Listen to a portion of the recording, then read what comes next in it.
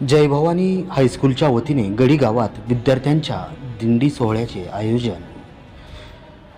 गेवराई प्रतिनिधी सखाराम पोहीकर। गडी गावातील नागरिकांना प्रत्यक्षात पंढरपूर दिंडी वारीला जाता आले नाही, परंतु जय भवानी शाळेतील विद्यार्थ्यांनी काढलेल्या दिंडी वारीत सहभागी होऊन आनंद घेतला।